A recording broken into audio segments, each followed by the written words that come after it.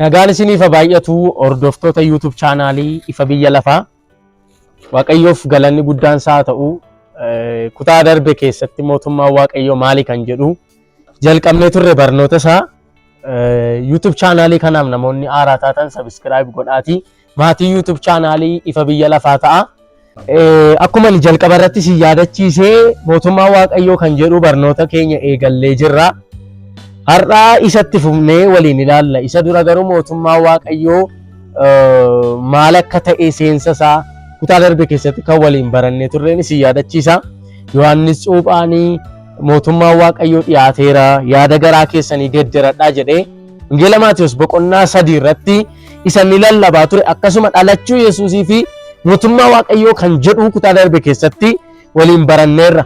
Namoonni barnoota sana hin arganne YouTube kana jalaan linkii isaa isinii keenya waan ta'eef achi jalaan deemtanii argachuu dandeessu. Har'a garuu itti fufnee qabxii tokkoffaa isaa mootummaa Waaqayyoo maali kan jedhu kan waliin barannu ta'a. Roomee 14 boqonnaa 14 lakkoofsa 17 irraa kaanee waliin baranna. Mootummaan Waaqayyoo mootummaa qajeelummaa, nagaa fi gammachuu warra Hafuura Qulqulluu biraa kennamaniiti malee mootummaa nyaataa fi dhugaatii miti jedha. Ameen. Akka nutti dubbatuudhaaf Waaqayyoon kadhanna.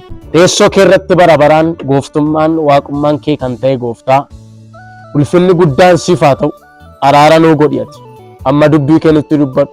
Namoota ba'aa qaban, rakkina qaban, miidhama qaban, yaa Waaqayyo Gooftaa ta'anii dubbii kee kana dhagaa jiran maqaa Yesuusiin amma sagalee kanaan eekamsi isaaniif haa ta'u. Waan nu barsiiftuuf nutti dubbattuuf si haa galatu. Ganaan Kiristoos dubbii keetiin kan mormu immoo maqaa Yesuusiin ammaa kaasee haa dhaamu. Nutti dubbadhu isa qulqulluu ta'e Kiristoosiin. Ameen. Sinaa eebbisuu hordoftoota YouTube chaanaalii Ifa Biyya Lafaa. Roomee 14:17 iddoon sila dubbise irraan deebi'e al tokko. Mootummaan Waaqayyoo mootummaa qajeelummaa, nagaa fi gammachuu warra Hafuura Qulqulluu biraa kennamaniiti malee mootummaa nyaataa fi dhugaatii miti jedha. Mootummaan Waaqayyoo mootummaa qajeelummaa, mootummaa nagaa, gammachuu isa Hafuura Qulqulluu biraa kennamaniiti malee mootummaa nyaataa, mootummaa dhugaatii miti jedha. Phaawulos maaliif jecha kana jedha yookiin maaliif akka kanatti dubbata? Mootummaa Waaqayyoo fi nyaataaf dhugaatii maaliif wal qabsiisee haasa'aa jennee yoo ilaalle gara jalqabaatti nu geessa. Achirra deemtanii yoo ilaaltan waan tokko argitu. Waldaa Kiristaanaa Roomaa keessatti maaltu ka'ee jira? Garee faallaa lamatu ka'ee jira. Waa'ee nyaataaf dhugaatii irratti wal mormiitu ka'ee jira. Gareen tokko waldaa Kiristaanaa keessatti nyaata barbaanne yoo nyaanne iyyuu, dhugaatii barbaanne yoo dhugne iyyuu rakkoon qabu, mootummaa Waaqayyoo keessatti dhiibbaan qabu, waan barbaanne nyaachuu dandeenyaa jedhu. Hin danda'ama, eeyyamamaadha jedhu.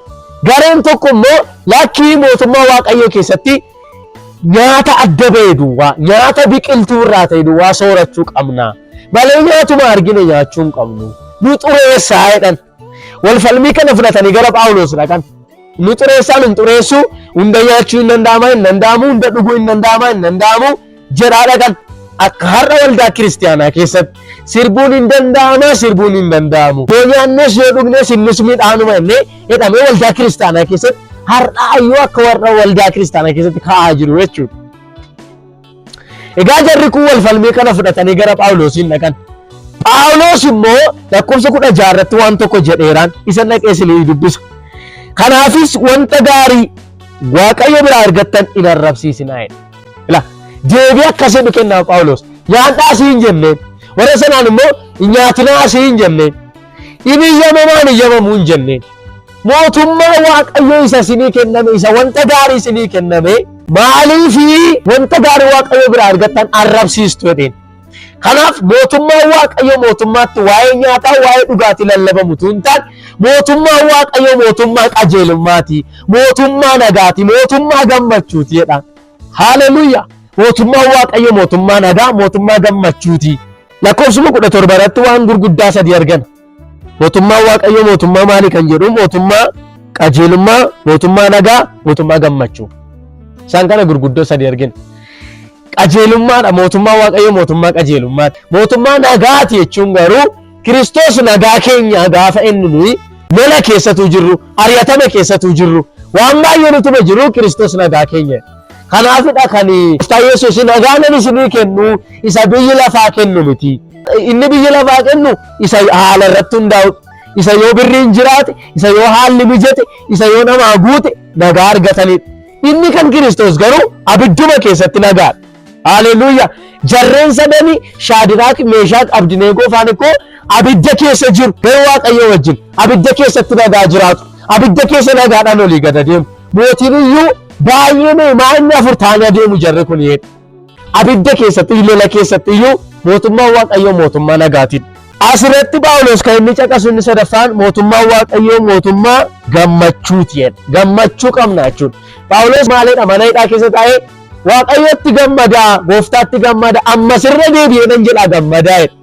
Kana jechuun namni mana hidhaa keessa taa'ee waa'ee gammachuun lallabu ture. Phaawulos garuu mana hidhaa keessa taa'ee gammadaa jedhee lallabu. Kana jechuun rakkinuma keessatti, miidhamuma keessatti mootummaa Waaqayyoo mootummaa maaliiti? Mootummaa nagaa, mootummaa gammachuuti. Qajeelummaa jechuun kaayyoo afurri qulqulluun gara biyya lafaa dhufeef keessaa isa hangafaaf isa barbaachisaadha. Afurri qulqulluun kaayyoo inni gara biyya lafaa dhufeef waa'ee firdii, waa'ee cubbuu, waa'ee qajeelummaa waan sadan kana biyya lafaa hubachiisuudhaaf eenyutu afurri qulqulluun Wangeela Yohaannis 16 lakkoofsa 8 irraa dhaqanii dubbifachuu dandeessu. Waan kana sadaniif isaan keessa kaayyoon afurri qulqulluun gara biyya lafaa dhufeef waa'ee qajeelummaa barsiisuudhaaf dhufe jechuudha. Kanaaf waa'een qajeelummaa mootummaa Waaqayyoo keessatti dhimma guddaadha. Qajeelummaan kun isa nuti dhamaatii keenyaan yookiin immoo yaalii ofii keenyaan argannu miti. Qajeelummaan eenyuun argame ishee kana duwwaan gabaabsee dubbachuu yaala. Qajeelummaan Kiristoosiin argame. Yesuusumti mataan isaa immoo ofiimti isaayyuu qajeelummaadha. Yesuusumti Kiristoos ofii isaa qajeelaadha, qajeelummaadha inni imtiyyuu. Qajeelummaan immoo Kiristoos Yesuusiin argame. Roomaa 4:25. Yesuus irra daddarbaa keenyaaf du'atti dabarfamee akka kenname qajeelummaa akka argannuufis du'aa kaafame. Yesuus irra daddarbaa keenyaaf maaliif du'atti kenname? Ishi qajeelummaa akka argannuufis du'aa kaafame. Maal akka argannuuf? Qajeelummaa akka argannuuf. Qajeelummaan maali waan ta'eef? Waan ittiin mootummaa Waaqayyootti galan waan ta'eef. Qajeelummaan dhimma filannoo qabu miti. Amma har'aatti garuu sabni Israa'el yaalanii kan isaan dadhaban qajeelummaa argachuudha. Addunyaan kun namoota baay'ee argatteetti.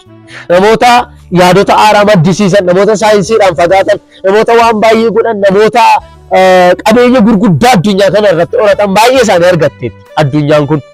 Garuu amma har'aatti nama qajeelummaa mataa isaatiin argate hin argan. Nama qajeelummaa mataa isaatii qabu hin argan. Qajeelummaa Yesuus Kiristoosiin argama. Har'a qajeelummaa kana argachuudhaaf waan baay'ee godhaa jirta. Yaalaa jirta laata, dadhabaa jirta laata, fiigaa jirta laata, qajeelummaa kana argachuuf dafqaa jirta laata. Obboleessa koo waan tokko sitti hima. Qajeelummaa Yesuus Kiristoosiin malee hin argamu. Yoo Yesuus Kiristoositti amante duwwaa qajeelummaa argatta. Inni lammaffaan qajeelummaanii amantiidhaanidha. Uumama 15:16 irratti Abrahaam Waaqayyoon amanee amantiin sun immoo qajeelummaatti lakkaa'amee fedha. Abrahaam yoo dubbanne Abrahaamii waan keessa dhaabatame amanamuu hin danda'a, amanachuu hin danda'amne keessatti amanata. Amantii jechuun iyyuu waan sammuu namaatti amanuu hin danda'amne, waan sammuu namaa asseerti gochuu hin dandeenye amantiidhaan hin danda'ama jechuudha. Akka Ibroota 11 irratti dubbatu san. Egaa Abrahaam waan hin danda'amne bara dulluma isaa keessa Waaqayyo dhala argattaa jedheen. Saaraan yeroo jecha kana dhageesse hin kolfiteedha. Sababiin isaa waan dhugaan isaa namaa fudhatamu miti, waan nama rakkisudha. Bara dullumaa keessa yeroo Abrahaam dulloome, yeroo Saaraan dulloomtetti dhala argattaa jedheen. Hilamani amantii isaa qajeelummaatti lakkaa'amedha. Qajeelummaatti kan nu lakkaa'ame, qajeelummaa nu argachiise, fuula Waaqayyo Abbaa kan nu dhaabachiise Yesuus Kiristoositti amanuudha. Namni Yesuus Kiristoositti hin amanne taanaan Yesuus Kiristoositti amanuu dhabuu isaaf iyyuutti faradameera jedha Macaafa Qulqulluun.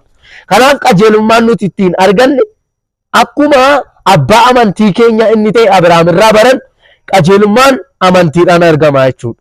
Galaatiyaa 3:6 irratti dhaxxanii argachuu dandeessu. Akkasuma Roomee 14 irraa dhaqeen isinii dubbisa. Kiristoos nama amanu hundumaa gara qajeelummaatti geessuudhaan seericha iddoodhaan gahaadha.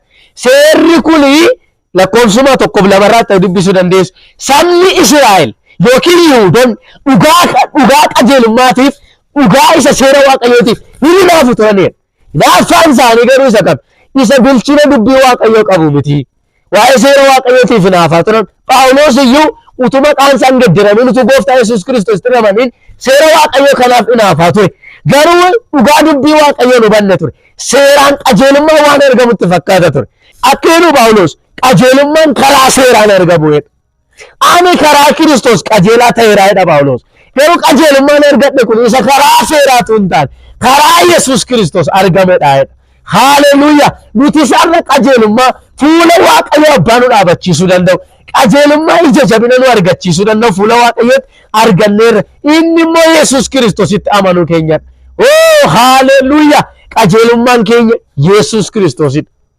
Inni dhumaan ittiin isinii goolabu qajeelummaan ayyaanaanidha. Efesoon boqonnaa 2:8-9. Isin ayyaana waaqayyootiin karaa amantii fayyifamtan. Inni immoo kennaa waaqayyooti malee gocha ofii keessanii miti. Ayyaana waaqayyootiin karaa maalii? Karaa amantiidhaan fayyifamtanii.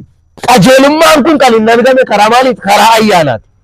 Ayyaana jechuun waan namni isaaf hin malle, innis namaaf hin malle, araara waaqayyoof gaarummaa waaqayyoo isa dinqisiisaa irraan kan ka'e waan namaaf ta'udha. Ayyaana jechuun laayisensii cubbuu miti. Ayyaana jechuun kan ittiin cubbuutti mata jabina argannu miti. Cubbuutti ija jabina argannu miti. Nuti ayyaana cubbuu nu hojjechiisu hin qabnu. Oh haaleluyyaa.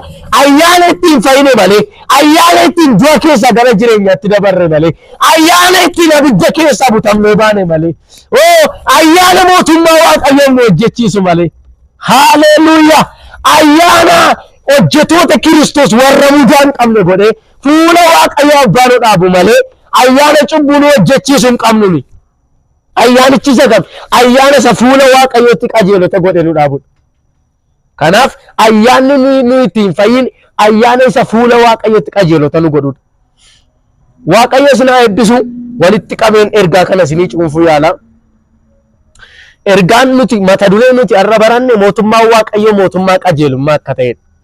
Qajeelummaan kun immoo dhamaatii ofii keenyaanii, eenyummaa keenyaanii, dadhabbii keenyaanii, hojii keenyaan kan argannu miti.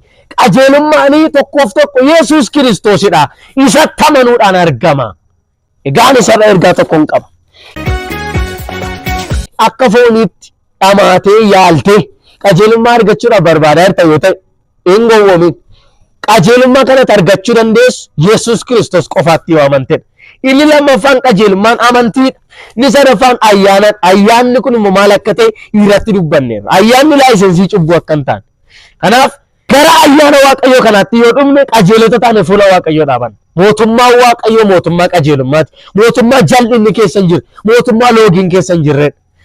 Akka nuyi qajeelummaatti kan jiraannu nu godhu immoo ayyaana waaqayyooti. Kadhadheen xumura. Na wajjin waaqayyoon kadhadhaa. Gooftaa ulfinni bara baraan siif haa ta'u. Dhugaa dubbii kee waan nutti dubbatte nu barsiisteef ulfaadhu. Amma namoota dubbii kee kana dhagaan gooftaa. Maqaa Yesuusiin dubbii kee kanatti qabamanii akka jiraatan isaan gargaari. Ulfinni bara baraan siif haa ta'u. Maqaan kee ulfaatu. Maqaa Yesuusiin ameen. Waaqayyo isin haa eebbisu. Hordoftoota YouTube chaanaalii Ifa Biyya Lafaa. Namoonni YouTube chaanaalii keenyaaf haaraa taatan subscribe gochuudhaan maatii YouTube chaanaalii Ifa Biyya Lafaa ta'a. Share, like, comment gochuudhaan immoo nu cina dhaabbadhaa. Eebbifamaa mootummaa waaqayyoo mootummaa qajeelummaati.